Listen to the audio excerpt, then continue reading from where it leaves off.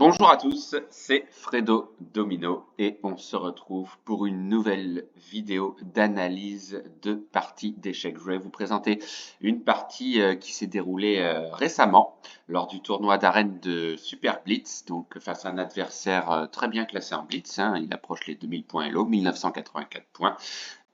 Mon adversaire a les noirs, j'ai les blancs et on en arrive en milieu de partie.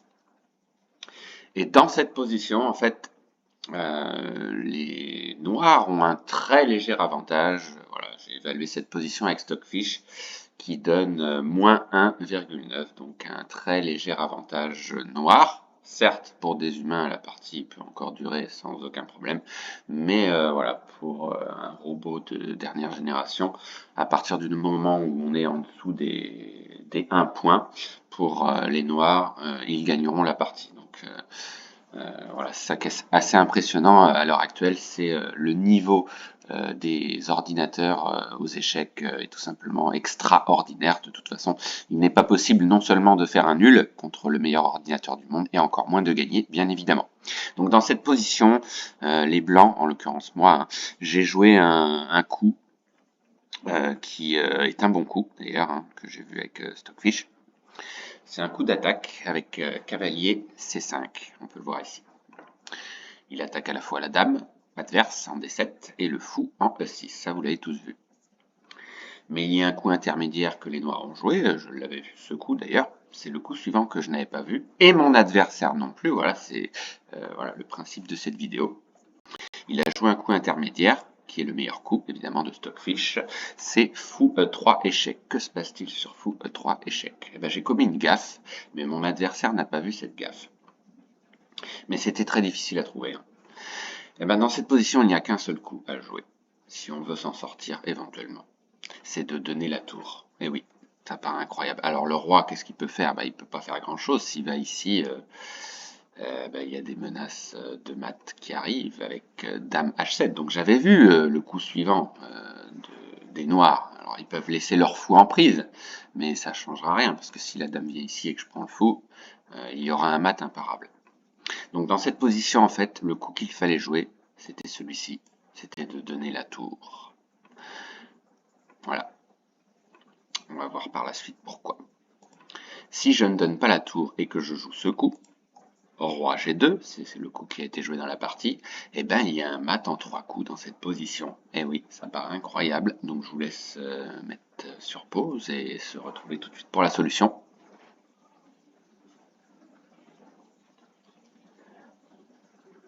Alors peut-être que vous avez trouvé la solution. Quand je parle de mat en 3 coups, il n'y a pas 36 possibilités, il faut tout de suite attaquer le roi adverse. Et ben le meilleur coup, c'était un sacrifice magnifique de tour que mon adversaire n'a pas vu, et moi non plus d'ailleurs, je ne l'aurais pas vu.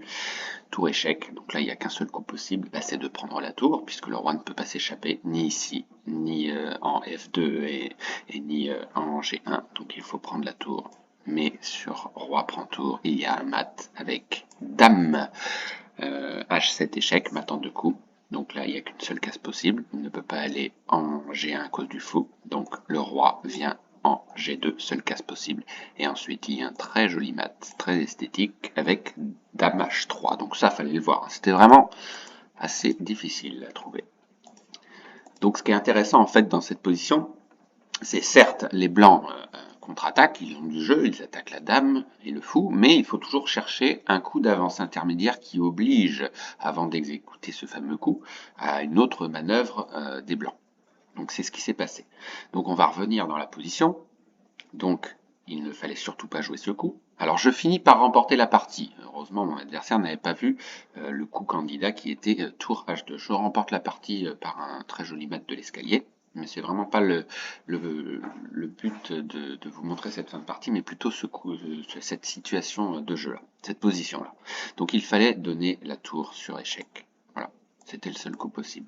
Et sur voilà, sur fou prend tour, je reprends du fou, et sur tour échec, je viens tout simplement jouer roi E1. Et sur roi E1, on va d'ailleurs voir avec Stockfish l'évaluation de la position. Je pense qu'elle est quand même d'un avantage noir de plus en plus conséquent. Voilà, on peut le voir. Donc évidemment, Les noirs bougent leur dame pour protéger leur fou, hein. Ils vont pas venir ici parce que tout simplement je peux protéger en cas d'échec, je peux jouer ce coup de fou. Mais quand même, la situation est bien critique, moins 2,5. On va pas aller plus loin dans cette position. Voilà, c'était juste pour vous montrer ce coup qui était assez incroyable. C'est sur fou échec, il ne fallait surtout pas jouer roi G2 parce que comme vous avez vu, Stockfish, il le voit tout de suite, le mat en 3 coups. Tour échec, roi prend tour, dame échec, roi G2 et dame H3, échec et mat, on l'a vu tout à l'heure. Mais on va juste voir ensemble les coups qui ont été joués par mon adversaire. Donc, sur ce coup-là, qu'a joué mon adversaire? Et voilà, c'est ça que je voyais depuis le départ. C'est ça que je voyais depuis le départ. Je dis, oula, attention, parce que là, il y a une menace de mat en un coup. Alors, il n'y a qu'un seul coup dans cette position pour sauver ce mat, c'est de jouer pion H4. Et mon adversaire a joué la prise en passant. Bah, ça m'arrange qu'il ait joué la prise en passant, puisque son pion me protège, en fait. Et je joue roi H2, voilà. Ensuite, le fou n'est pas protégé, donc il faut bien le protéger de plusieurs façons différentes. On peut jouer par exemple tour 8 ou revenir, voilà, comme Stockfish l'a suggéré, de revenir en D7.